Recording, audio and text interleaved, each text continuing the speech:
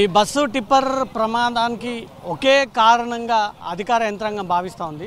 నా లెఫ్ట్ సైడ్లో ఉన్నటువంటి ఒక గోతి, ఇది హైదరాబాద్ తాండూరు వెళ్ళేటువంటి ఈ రోడ్డు మార్గాన్నే ఇటువైపుగా పటాన్చెరు నుంచి టిప్పర్ రావడము, అటువైపుగా ఆర్టీసీ బస్సు రావడము.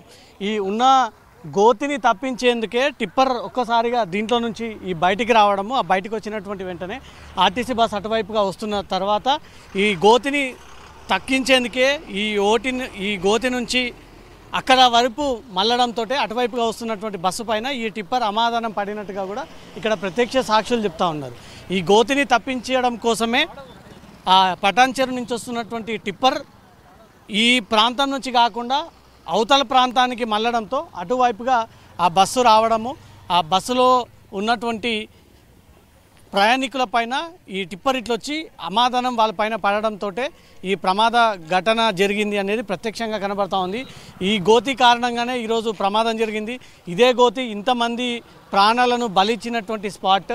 ఈ గోతితోటే ఆ టిప్పర్ అప్రమత్తమయ్యి రైట్ సైడు బండిని తిప్పడం కారణంగా అటువైపుకు వస్తున్నటువంటి బస్సు ఒక్కసారిగా వాటిపైకి దూసుకెళ్లడంతోనే కంట్రోల్ అవ్వకుండానే ఈ ఆర్టీసీ బస్సు ప్రమాదానికి గురైంది. ఎగ్జాక్ట్ ఇదే లొకేషన్లో ఈ గోతిని తప్పియడం కోసం జరిగినటువంటి ప్రమాదం కిందనే అధికారులు భావిస్తూ ఉన్నారు. ఇలాంటి గోతులు ఈ రోడ్డు పైన అనేకంగా కనబడతాయి. ప్రతి హాఫ్ కిలోమీటర్కి ఒకటి ఇలాంటి పెద్ద గోతులు ఎక్కువగా కనపడుతూ ఉంటాయి. ఇది ప్రధాన రహదారి, ఇది తాండూరు వైపుగా వెళ్ళేటువంటి రహదారి.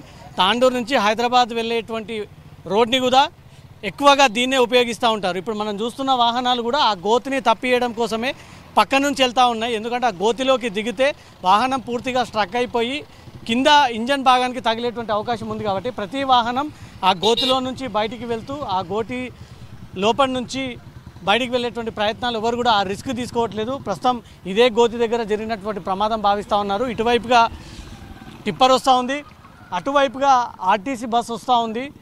ఈ టిప్పర్ ఈ గోతి నుంచి కొద్దిగా అవతల వైపు రైట్ టర్న్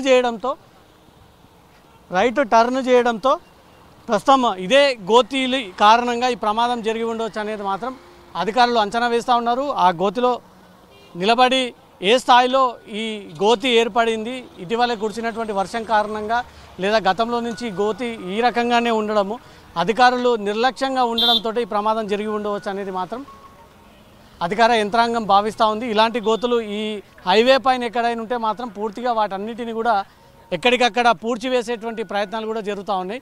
అటువైపుగా టర్న్ ఒకటి ఉండడము, ఆ టిప్పర్ ఆ టర్నింగ్ దాటుకొని ఈ ప్రాంతానికి చేరుకొని ఆ క్రాస్ అయ్యి ముందుకొచ్చిన తర్వాత ఈ గోతి దగ్గర ఈ ప్రమాదం జరిగింది. ఈ గోతి ప్రాంతాన్ని తప్పించి అటువైపుగా వస్తున్నటువంటి బస్సుపైకి వెళ్ళడంతో ఇంత పెద్ద ప్రమాదం జరిగింది. మనకు వీడియోలో కనిపిస్తున్నటువంటి బస్సు లాగానే అటువైపు నుంచి పటాన్చెరు టిప్పర్ రూపంలో అనుకోవచ్చు.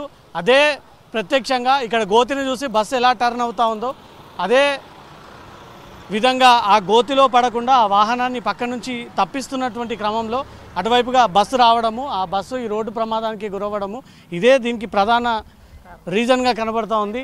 అటువైపుగా ఆర్టీసీ బస్సు వస్తున్నటువంటి క్రమంలో ఈ టిప్పర్ ఇక్కడి నుంచిగా వచ్చి అక్కడి నుంచి తప్పించబోయి ఈ ప్రమాదానికి గురైనట్టుగా మాత్రం ప్రత్యక్షంగా సాక్షులు చెప్తా ఉన్నారు.